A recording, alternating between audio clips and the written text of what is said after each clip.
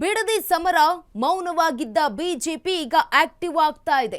ಇಷ್ಟು ದಿನಗಳ ಕಾಲ ತುಟಿ ಬಿಚ್ಚದ ಬಿಜೆಪಿ ನಾಯಕರು ಈಗ ಸರ್ಕಾರದ ವಿರುದ್ಧ ಬಂಡಾಯಕ್ಕೆ ಕಮಲ ಪಡೆ ಸಿದ್ಧತೆ ಮಾಡಿಕೊಳ್ತಾ ಇರುವಂತದ್ದು. ಬಿಡದಿ ಸಮರ ಮೌನವಾಗಿದ್ದ ಬಿಜೆಪಿ ನಾಯಕರು ಈಗ ಆಕ್ಟಿವ್ ಆಗ್ತಿದ್ದಾರೆ. ಇಷ್ಟು ದಿನಗಳ ಕಾಲ ತುಟಿ ಬಿಚ್ಚದ ಬಿಜೆಪಿ ನಾಯಕರು ಈಗ ಸರ್ಕಾರದ ವಿರುದ್ಧ ಬಂಡಾಯಕ್ಕೆ ಕಮಲ ಪಡೆ ಸಿದ್ಧತೆ. ಬಿಡದಿ ಟೌನ್ಶಿಪ್ ವಿರುದ್ಧ ಹೋರಾಟಕ್ಕೆ ಬಿಜೆಪಿ ಪ್ಲಾನ್ ಅನ್ನ ಮಾಡಿಕೊಳ್ತಾ ಇರುವಂತದ್ದು. ಬೃಹತ್ ಹೋರಾಟದ ತಯಾರಿಯಲ್ಲಿದೆ ಬಿಜೆಪಿಯ ನಾಯಕರು. ಅಡ್ಡ ಮತದಾನದಿಂದ ಅವಮಾನಕ್ಕೀಡಾಗಿದ್ದಂತಹ ಬಿಜೆಪಿ ಅನ್ನುವಂತಹ ಪ್ರಶ್ನೆ ಈಗ ಡಿಕೆಗೆ ಟಕ್ಕರ್ ಕೊಡಲು ಮುಂದಾಗಿರುವಂತದ್ದು ಕಮಲ ಪಡೆ.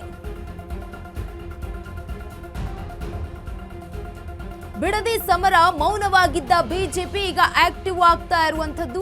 ಇಷ್ಟು ದಿನಗಳ ಕಾಲ ತುಟಿ ಬಿಚ್ಚದಂತಹ ಬಿಜೆಪಿ ನಾಯಕರು ಈಗ ಮುಂದೆ ಬರ್ತಿದ್ದಾರೆ, ಮಾತನಾಡ್ತಾ ಇದ್ದಾರೆ. ಬಿಡದಿ ಸಮರದ ವಿಚಾರಕ್ಕೆ ಸಂಬಂಧಪಟ್ಟಂತೆ ಈಗ ಸರ್ಕಾರದ ವಿರುದ್ಧ ಬಂಡಾಯಕ್ಕೆ ಕಮಲ ಪಡೆ ಸಿದ್ಧತೆಯಾಗಿರುವಂತದ್ದು. ಬಿಡದಿ ಟೌನ್ಶಿಪ್ ವಿರುದ್ಧ ಹೋರಾಟಕ್ಕೆ ಬಿಜೆಪಿ ಕೂಡ ಪ್ಲಾನ್ ಮಾಡ್ಕೊಳ್ತಾ ಇದೆ. ಬೃಹತ್ ಹೋರಾಟದ ತಯಾರಿಯಲ್ಲಿರುವಂತದ್ದು ಬಿಜೆಪಿ ನಾಯಕರು.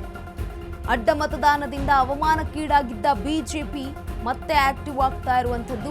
ಇದೀಗ ಡಿಕೆಗೆ ಟಕ್ಕರ್ ಕೊಡೋದಕ್ಕೆ ಮುಂದಾಗಿರುವಂತದ್ದು ಕಮಲ ಪಡೆಯ ನಾಯಕರು. ಇನ್ನ ಬಿಡದಿ ಸಮರ ಮೌನವಾಗಿದ್ದಂತಹ ಬಿಜೆಪಿ ಈಗ ಫುಲ್ ಆಕ್ಟಿವ್ ಆಗ್ತಾ ಇದೆ. ಇಷ್ಟು ದಿನಗಳ ಕಾಲ ಈ ಒಂದು ವಿಚಾರಕ್ಕೆ ಸಂಬಂಧಪಟ್ಟಂತೆ ಹೆಚ್ಚಾಗಿ ಮಾತನಾಡ್ತಾ ಇರಲಿಲ್ಲ, ಕಾಣಿಸ್ಕೊಳ್ತಾನೂ ಇರಲಿಲ್ಲ.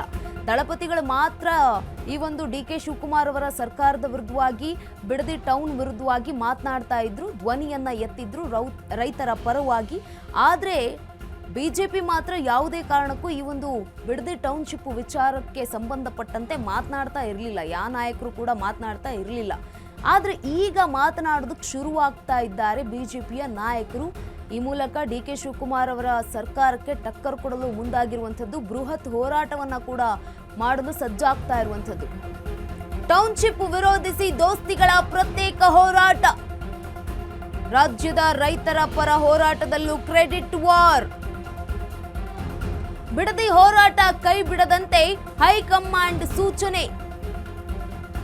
ಬಿಡದಿ ಹೋರಾಟದ ಬಗ್ಗೆ ಹೈಕಮಾಂಡ್ ಜೊತೆ ಚರ್ಚೆ. ವಿಪಕ್ಷ ನಾಯಕ ಅಶೋಕ್ ಮತ್ತು ವಿಜಯೇಂದ್ರ ಮಾತುಕತೆ. ಹೈಕಮಾಂಡ್ ಸಲಹೆಯಂತೆ ಹೋರಾಟಕ್ಕೆ ತಯಾರಿ ಇದೀಗ. 2 ಹಂತದಲ್ಲಿ ಪ್ರತಿಭಟನೆಗೆ ದೋಸ್ತಿಗಳ ಸಿದ್ಧತೆ.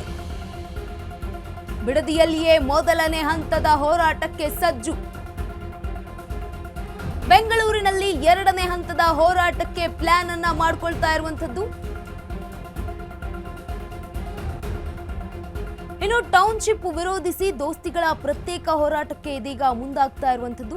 ರಾಜ್ಯದ ರೈತರ ಪರ ಹೋರಾಟದಲ್ಲೂ ಕೂಡ ಈಗ ಕ್ರೆಡಿಟ್ ವಾರ್ ಅನ್ನುವಂತಹ ಪ್ರಶ್ನೆ ಉದ್ಭವ ಆಗ್ತಾ ಇದೆ. ಬಿಡದಿ ಹೋರಾಟ ಕೈ ಬಿಡದಂತೆ ಹೈಕಮಾಂಡ್ ಈಗ ಸೂಚನೆಯನ್ನ ಕೊಟ್ಟಿದೆ. ಬಿಡದಿ ಹೋರಾಟದ ಬಗ್ಗೆ ಹೈಕಮಾಂಡ್ ಜೊತೆ ಚರ್ಚೆಯನ್ನ ಕೂಡ ಮಾಡಿದ್ದಾರೆ ಆರ್ ಅಶೋಕ್ ಹಾಗೆ ವಿಜಯೇಂದ್ರ.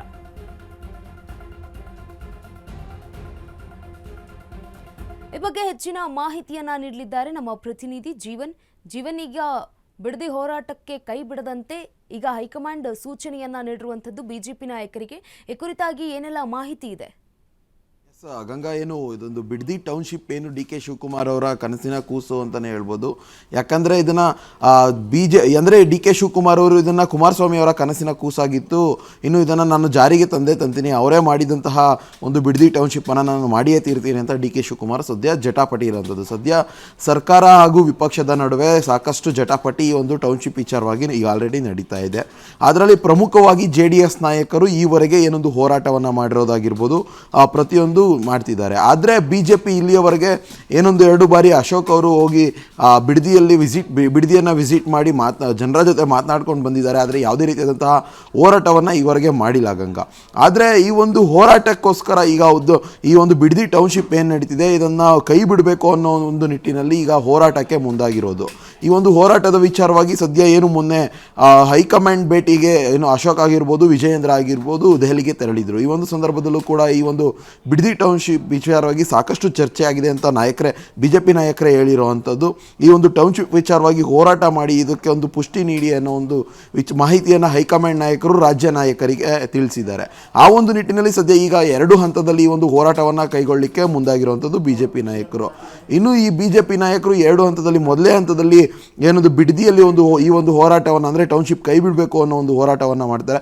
ಅದರ ಬಳಿಕ ಏನೊಂದು ರಾಜಧಾನಿ ಅಂದರೆ ಬೆಂಗಳೂರಿನಲ್ಲೂ ಕೂಡ ಈ ಒಂದು ಹೋರಾಟವನ್ನು ರೈತರ ಸಮ್ಮುಖದಲ್ಲಿ ಮಾಡಲಿಕ್ಕೆ ಈಗ ಆಲ್ರೆಡಿ BJPಯವರು ಚಿಂತನೆ ನಡೆಸಿ ಇದಕ್ಕೆಲ್ಲ ಪ್ಲ್ಯಾನ್ಗಳನ್ನು ಅಂದರೆ ರೂಪುರೇಷೆಗಳನ್ನು ಈಗ ಆಲ್ರೆಡಿ ಮಾಡ್ಕೊತಿದ್ದಾರೆ. ಇದ್ರ ಜೊತೆಗೆ ಏನು ಈ ಒಂದು ಸಂದರ್ಭದಲ್ಲಿ JDS ನಾಯಕರು ಇವ್ರ ಜೊತೆ ಕೈಗೂಡಿಸ್ತಾರ ಅನ್ನೋದು ಸದ್ಯ ಕುತೂಹಲದ ಮಾತಾಗಿರೋದು. ಇದಕ್ಕೆ ಯಾವುದೇ ರೀತಿಯಾದಂತಹ ಮಾಹಿತಿಯನ್ನು BJP ನಾಯಕರು ಕೂಡ ಕೊಟ್ಟಿಲ್ಲ.